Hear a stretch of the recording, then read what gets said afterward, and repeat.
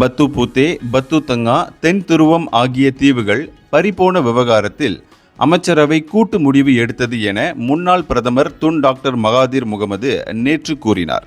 இதில் பிரதமர் Datuk Seri Anwar இப்ராஹிமின் துணைவியார் Datuk Seri doctor Wan Azizah Wan இஸ்மாயிலும் அடங்குவார் என அவர் கூறினார். இவ்விவகாரத்தை அனைத்துலக நீதிமன்றத்திற்கு கொண்டு செல்லும் முடிவை ரத்து செய்தது தமது சொந்த முடிவு என கூறப்பட்டு வரும் குற்றச்சாட்டை டாக்டர் மகாதீர் மறுத்தார்.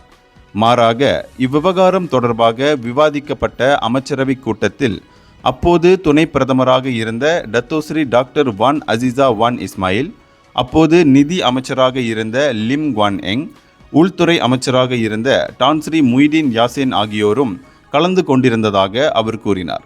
இவ்விவகாரத்தை அனைத்துலக நீதிமன்றத்திற்கு கொண்டு செல்லக்கூடாது என எடுத்த முடிவுக்கு அவர்கள் எதிர்ப்பு தெரிவித்திருந்தால் இப்போது அது குறித்து அவர்கள் குரல் எழுப்ப வேண்டும். ஆனால் இதுவரை யாரும் அது குறித்து பேசவில்லை என்ற அவர், இதன் வழி அவர்களும் அப்போது அமைச்சரவை குழு எடுத்த முடிவை ஏற்றுக்கொண்டுள்ளனர் என்பதே அர்த்தமாகும் என கூறினார்.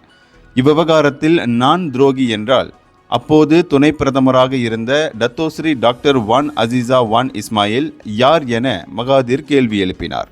இந்தியர்களின் இதய குரல் மக்களோசை.